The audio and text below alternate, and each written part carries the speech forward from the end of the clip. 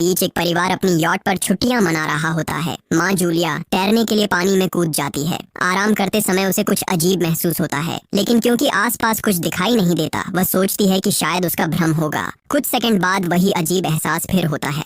इस बार भी कुछ नजर नहीं आता, लेकिन अब वह घबरा जाती है और यॉट की तरफ तैरना शुरू करती है। तभी अचानक कोई उसकी टांग खींचने लगता है और वह मदद के लिए जोर जोर से चिल्लाने लगती है। उसकी बेटी कैसी हेडफोन लगाकर म्यूजिक सुन रही होती है, इसलिए उसे कुछ सुनाई नहीं देता। पति टॉम और बेटा बेन मछली पकड़ने में व्यस्त होते हैं। जूलिया पानी के ऊपर टिकने की कोशिश करती है, लेकिन मुंह में पानी जाने की वजह से चिल्लाना मुश्किल हो जाता है। थोड़ी देर बाद टॉम को एहसास होता है कि काफी देर से उसने जूलिया को नहीं देखा। वह यॉट पर उसे ढूंढता है और फिर अपनी पत्नी को खतरे में देख लेता है। वह बच्चों को बुलाता है, यॉट को उस तरफ ले जाता है और पानी में कूद जाता है। जल्दी से जूलिया तक पहुंचकर उसे संभालता है और यॉट की ओर तैरता है। बच्चे दोनों को ऊपर खींच लेते हैं। परिवार जूलिया को संभालता है, लेकिन जूलिया खुद को समझाती है कि शायद लहरों की वजह से ऐसा हुआ होगा। रात को सब मिलकर बेन का जन्मदिन मनाते हैं। कैसी को उसके बॉयफ्रेंड का कॉल आता है, तो वह लैपटॉप लेकर बाहर चली जाती है। वीडियो कॉल में उसका बॉयफ्रेंड दिखाता है कि शहर के ऊपर बड़े बड़े काले बादल छा गए हैं। कॉल ग्लिच होकर फ्रीज हो जाती है। कैसी यह बात परिवार को बताने आती है, लेकिन टॉम कहता है कि शायद जमीन से दूर होने की वजह से सिग्नल कमजोर है। तभी सबको एक आवाज सुनाई देती है। वे सब बाहर जाते हैं और देखते हैं कि व्हेल मछलियों का एक समूह गुजर रहा है। टॉम समझाता है कि व्हेल मछलियां हमेशा पृथ्वी के मैग्नेटिक फील्ड को फॉलो करती हैं, लेकिन जब तूफान आता है तो वे कंफ्यूज हो जाती हैं। अचानक यॉट जोर से हिलती है और बेन गिर जाता है। टॉम को चिंता होती है कि कहीं यॉट को नुकसान तो नहीं पहुंचा, इसलिए वह डाइव करके नीचे चेक करने चला जाता है। कुछ देर बाद वह सतह पर वापस आता है, लेकिन उसके कंधे पर एक बड़ा घाव होता है। जूलिया तुरंत उसका जख्म सीती है। टॉम बताता है कि पानी के अंदर उसे ऐसा लगा जैसे उसके पीछे कोई बहुत बड़ा जीव था, लेकिन जब उसने मुड़कर देखा तो प्रोपेलर से कट लग गया। वह कहता है कि जो भी चीज थी बहुत बड़ी थी। टॉम को यॉट पर काफी नुकसान दिखाई देता है, इसलिए उन्हें मदद बुलानी पड़ती है।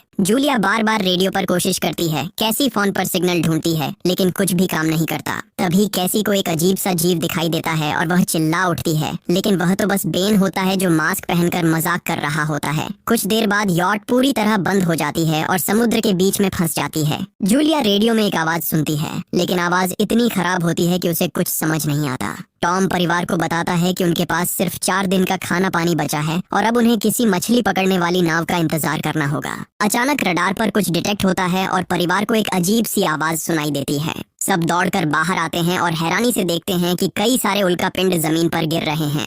जहाँ जहाँ उल्कापिंड गिरते हैं वहाँ बड़े धमाके होते हैं। एक उल्कापिंड पानी में उनके पास गिरता है तो टॉम तुरंत यॉट को चलाने की कोशिश करता है। इंजन मुश्किल से चलता है, लेकिन तभी एक और उल्कापिंड उस इलाके को हिट करता है। परिवार डर के मारे एक दूसरे को कसकर पकड़ लेता है। तभी टॉम को समझ आता है कि जो आग के गोले गिर रहे हैं वे उल्कापिंड नहीं बल्कि सैटेलाइट्स हैं। उसी वक्त बेन देखता है कि यॉट से धुआं निकल रहा है। टॉम चेक करता है और कंफर्म होता है कि इंजन खराब हो गया है। हवा तेज होने लगती है तो फैमिली यॉट के अंदर छुप जाती है, बिना ये नोटिस किए कि कंपास बहुत तेजी से घूम रहा है। यॉट जोर जोर से हिलने लगती है। बेन फिर से गिर जाता है और इस बार उसे चोट भी लग जाती है। लहरें तेजी से यॉट से टकरा रही होती हैं। टॉम स्ट्रगल करके बाहर जाता है और लाइफ जैकेट्स लेकर आता है। तभी पावर चली जाती है। टॉम तुरंत पावर बॉक्स का बटन प्रेस करता है और लाइट वापस आ जाती है। उस वक्त बेन नोटिस करता है कि जूलिया की नाक से खून बह रहा है। जूलिया को चक्कर आने लगते हैं, जबकि कैसी सिंक पर जाकर उल्टी कर देती है। टॉम रेडियो ट्राई करता रहता है पर सिग्नल नहीं मिलता। अचानक एक तेज हाई पिच्ड नॉइज आती है और हवा और भी स्ट्रॉन्ग हो जाती है। जूलिया दरवाजे बंद करने की कोशिश करती है, पर एक हैच खुल जाता है और हवा खिड़कियां तोड़ने लगती है। टॉम एक फ्लेयर जलाता है और थोड़ी देर बाद अंधेरा छा जाता है। अगली सुबह फैमिली शॉक में उठती है कि वो स्टॉर्म से बच गए हैं, लेकिन यॉट आधी तबाह हो गई होती है। जब वो बाहर आते हैं तो देखते हैं कि समुद्र का पानी गायब हो गया है और यॉट अब जमीन पर अटकी है। सब ये देखकर शॉक में आ जाते हैं। कैसी सिग्नल चेक करती है पर नेटवर्क बिल्कुल डाउन होता है। बेन 2 मरे हुए केकड़ों से खेलने लगता है। टॉम कंपास चेक करता है और देखता है कि वो उल्टा हो गया है। ये आखिरी बार 7 लाख साल पहले हुआ था। कैसी को लगता है कि उसका बॉयफ्रेंड मर गया होगा और वो टूट जाती है। जब जूलिया उसे समझाने आती है तो कैसी उसे दूर कर देती है और छुपने चली जाती है। जूलिया और टॉम बची हुई सप्लाईज देखते हैं। बेन अपने बर्थडे बलून्स एक पत्थर से बांध देता है ताकि शायद कोई बचा हुआ सर्वाइवर देख ले। टॉम फिर रेडियो ट्राई करता है और इस बार एक आदमी से कनेक्शन हो जाता है। उसका नाम नाव होता है और वो एक सबमरीन का कैप्टन होता है। उसकी सबमरीन भी लैंड पर अटक गई है। वो कंफर्म करता है कि मैग्नेटिक पोल्स रिवर्स हो गए हैं, इसलिए ओशन पीछे हट गया है और जमीन डूब गई है। वो कहता है कि उसने अभी तक और सर्वाइवर्स नहीं देखे और कम्युनिकेशन सिस्टम्स बिल्कुल डाउन हो गए हैं। वो मजीद ये भी कहता है कि पोल्स फिर रिवर्स होंगे और शायद एक हफ्ते में समुंदर वापस आ जाएगा। वो फैमिली को वार्न करता है कि जितना हो सके ऊंची जगह चढ़ जाओ, क्योंकि जब पानी वापस आएगा तो वो बहुत खतरनाक होगा। वो बोलता है उसका पार्टनर क्रैश में मारा गया और सबमरीन में बस 3 लोगों की ही जगह है। जूलिया और टॉम उससे कहते हैं कि प्लीज हमारे बच्चों को बचा लो। वो उन्हें अपने कोऑर्डिनेट्स दे देता है। टॉम कैलकुलेट करता है कि सबमरीन तक पहुंचने में 2-3 दिन लगेंगे। वो फैमिली से कहता है आज रात अच्छे से आराम कर लो, कल सुबह हम निकलेंगे। अगली सुबह फैमिली सामान पैक कर रही होती है, तभी टॉम को पास में कुछ हिलता हुआ दिखता है। वो एक लंगड़ा आदमी होता है जिसके हाथ में हारपून होती है और साथ में एक कुत्ता लगातार भौंक रहा होता है। टॉम उसके पास जाता है और उसे पानी की बोतल देता है, लेकिन वो आदमी कुछ ऐसी भाषा में बोलता है जो टॉम समझ नहीं पाता। पानी पीने के बाद वो अजनबी अचानक टॉम के सिर पर बोतल मारता है और चेहरे पर जोर का लात मार देता है। जूलिया डर के मारे भागती है, लेकिन तब तक देर हो चुकी होती है। वो आदमी टॉम के पेट में हारपून घुसा चुका होता है। टॉम कुछ पल तक तड़पता है और फिर वो उसकी गर्दन भी काट देता है। फिर वो आदमी जूलिया के पीछे भागता है और उस पर हारपून फेंकता है, जिससे उसके कंधे में चोट लग जाती है। जूलिया दर्द सहते हुए यॉट के अंदर भागती है और बच्चों को बोलती है कि छुप जाओ। वो दरवाजा लॉक कर देती है। कैसी और बेन सोफे के अंदर घुस जाते हैं। जूलिया उन्हें फ्लेयर गन पकड़ाती है और खुद एक चाकू लेकर बाथरूम में छुप जाती है। वो आदमी दरवाजे पर जोर जोर से धक्के मारता है और आखिर अंदर घुस ही जाता है। पहले वो थोड़ा खाना उठाता है और फिर यॉट में इधर उधर ढूंढने लगता है, फिर बाथरूम की तरफ जाता है, लेकिन जूलिया समझदारी से एक छोटे छेद से बाहर निकल जाती है। वो आदमी सोचता है कि जूलिया भाग गई, लेकिन जैसे ही वो धीरे से निकलने लगती है, उसका कुत्ता उसे देख लेता है और भौंकने लगता है। कुत्ता उस पर झपटता है तो जूलिया चाकू से उसे मार देती है। कुत्ते की चीख सुनकर वो आदमी बाहर आता है और अपने कुत्ते की लाश देखकर आग बबूला हो जाता है। इस बीच जूलिया यॉट के दूसरे साइड से अंदर जाने की कोशिश करती है। वो ऊपर चढ़कर टूटी हुई खिड़की से अंदर घुसने लगती है, लेकिन वो आदमी पहले ही वहां पहुंच जाता है। वो उसे पकड़कर जोर से मुक्का मारता है, जिससे वो नीचे गिर जाती है। जूलिया फर्नीचर पकड़कर बचने की कोशिश करती है, लेकिन वो आदमी उसे लात मारकर दूर फेंक देता है। फिर वो उसकी कलाई पर पैर रख देता है ताकि वो चाकू छोड़ दे, और फिर उसके बाल पकड़कर उसका चेहरा जमीन पर दे मारता है और सोफे पर फेंककर उसका गला दबाने लगता है। बच्चे ये सब कुछ देख रहे होते हैं। कैसी बाहर निकलकर फ्लेयर गन चलाती है जो सीधा उस आदमी को लगती है। वो जल उठता है और यॉट में आग फैलने लगती है। बच्चे तुरंत भाग जाते हैं, लेकिन जूलिया वापस आती है। वो उसे एक किक मारकर गिराती है, मैप और बैग उठाती है और वहाँ से भाग जाती है। बेन और कैसी अपने पापा के पास जाकर रोने लगते हैं। जूलिया भी उनके साथ बैठ जाती है और तीनों मिलकर आंसुओं के साथ टॉम को आखिरी अलविदा कहते हैं। तभी वो डरावना आदमी फिर यॉट से बाहर निकल आता है तो फैमिली फिर से भागने लगती है। कुछ ही देर में यॉट एक बड़े धमाके के साथ उड़ जाती है। थोड़ी दूर चलने के बाद वो लोग एक छोटे से झरने के पास रुकते हैं ताकि थोड़ा आराम कर सकें। कैसी सोचती है कि शायद वो पागल आदमी उनके पास गुब्बारे देखकर आया था। ये सुनकर बेन खुद को कसूरवार मानने लगता है। जूलिया उसे समझाती है कि इसमें उसकी कोई गलती नहीं थी और सबको आगे बढ़ने को कहती है, क्योंकि वो आदमी अभी भी उनके पीछे है। रास्ते में एक छोटे तालाब के पास बेन एक मरी हुई हैमरहेड शार्क देखकर हैरान रह जाता है। तभी जूलिया नोटिस करती है कि वो आदमी फिर उनके करीब पहुंचने वाला है। सब लोग दौड़ पड़ते हैं और एक रेत के टीले से नीचे गिर जाते हैं, जहां उन्हें जहरीला कचरा दिखाई देता है। फैमिली सावधानी से उसे पार करती है और लगता है कि उन्होंने उस आदमी से पीछा छुड़ा लिया है। चलते चलते उन्हें बड़े बड़े मरे हुए सी एनिमल्स और समुंदर के नीचे जमा हुआ सारा प्लास्टिक दिखने लगता है। बेन धीरे धीरे चलने लगता है तो जूलिया समझ जाती है कि वो डिहाइड्रेशन के करीब है। वो सबको रुकने को कहती है। जब वो पानी की बोतल देखती है तो उसे झटका लगता है। बोतल में पानी लगभग खत्म हो चुका होता है। कैसी को एहसास होता है कि शायद उसने बोतल ठीक से बंद नहीं की थी। जूलिया गुस्से में चिल्लाती है कि उसकी लापरवाही की वजह से पानी खत्म हो गया।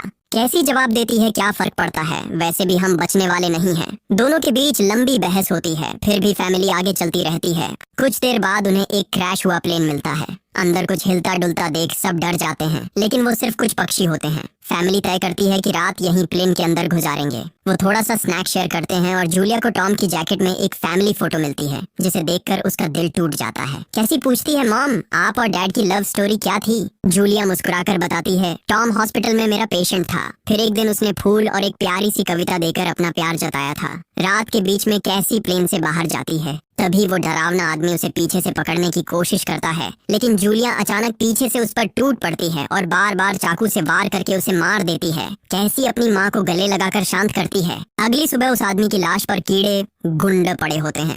फैमिली नोटिस करती है कि उसके शरीर पर कई काटने के निशान हैं, मतलब इस एरिया में कोई खतरनाक जीव छिपा हुआ है। जैसे ही वो लोग वहाँ से निकलते हैं, केकड़े उसके मुंह से बाहर निकल आते हैं। कुछ घंटों बाद जूलिया और कैसी मैप देख रही होती हैं, लेकिन बेन धीरे से आगे निकल जाता है। जूलिया चिल्लाती है, रुक जाओ, लेकिन बेन एक तालाब में झुककर पानी पीने लगता है। जूलिया तुरंत उसे खींचकर बाहर निकालती है और समझाती है कि अनजान पानी उसे बीमार कर सकता है। धूप बहुत तेज हो जाती है तो फैमिली अपने सिर कपड़ों से ढक लेती है। बेन को चक्कर आने लगते हैं। तभी उन्हें कुछ पुराने कुर्सियां मिलती हैं और जूलिया कैसी उनसे एक टेम्पररी शेल्टर बना लेती हैं। जूलिया बेन को इंजेक्शन लगाती है और तय करती है कि वो रात वहीं बिताएंगे। सुबह जूलिया एक अजीब सी आवाज सुनकर उठती है।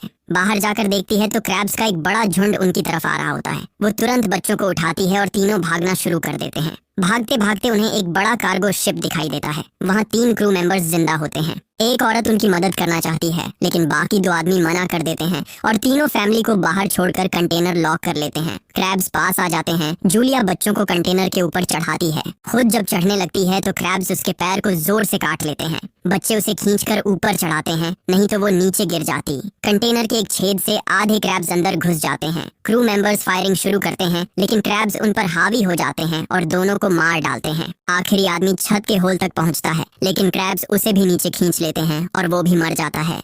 जूलिया अपने जख्म पर पट्टी बांधती है और बेहोश हो जाती है। कुछ देर बाद जब वो उठती है तो खुद को रेत के तूफान के बीच अकेली पाती है। वो घबराकर बच्चों को ढूंढने लगती है।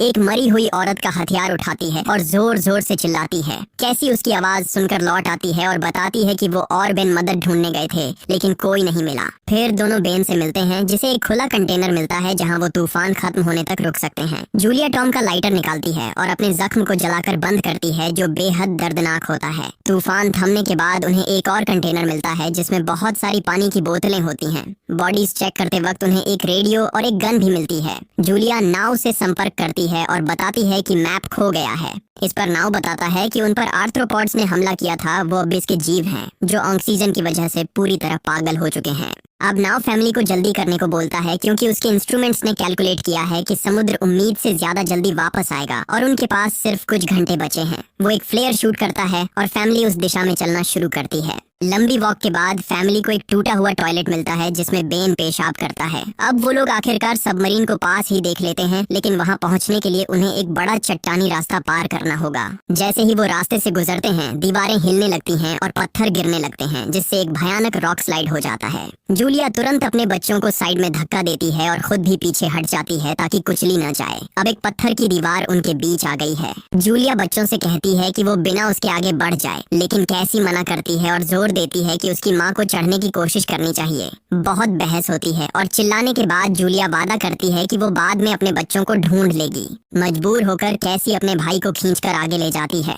बच्चे चट्टानी रास्ता चढ़कर सबमरीन की तरफ भागते हैं लेकिन वहां पहुंचकर देखते हैं कि नाव बाहर खून में लथपथ पड़ा है। वो समझाता है कि उसके लिए सब खत्म हो गया है और अब बच्चे सबमरीन ले सकते हैं। ये सोचकर कि एक एक्स्ट्रा जगह होगी कैसी वापस अपनी माँ को ढूंढने भागती है। तभी जूलिया केकड़ों को आता देखती है और वो फायरिंग शुरू कर देती है। कुछ केकड़ों को वो मार देती है लेकिन झुंड बहुत बड़ा होता है और सबसे लड़ना मुश्किल हो जाता है। उसी वक्त कैसी दीवार के ऊपर दिखाई देती है और हाथ आगे बढ़ाती है तो जूलिया अपने घायल पैर के बावजूद तेजी से चढ़ना शुरू करती है। कैसी की मदद से वो दूसरी तरफ पहुंच जाती है और दोनों साथ में सबमरीन की तरफ भागते हैं। बेन पहले से ही ऊपर खड़ा होता है और फायर खोल देता है ताकि केकड़े डिस्टर्ब रहें जब तक फैमिली ऊपर चढ़ जाए। केकड़े नाव के शरीर तक पहुंचते ही तुरंत उसे खाने लग जाते हैं। जूलिया गन उठाती है और फायरिंग जारी रखती है जब तक बच्चे अंदर चले जाएं। जब वो सुरक्षित हो जाते हैं जूलिया समझती है कि गोलियां खत्म हो गई हैं तो वो गन केकड़ों पर फेंक देती है और अपने बच्चों के साथ अंदर चली जाती है। फैमिली हैच को अच्छे से लॉक करती है और खिड़की से केकड़ों को सबमरीन के चारों तरफ देखती है। इसी वक्त समुद्र वापस आ जाता है तो तीनों तुरंत अपनी सीटों पर बैठकर बेल्ट पहन लेते हैं और एक दूसरे का हाथ पकड़ लेते हैं।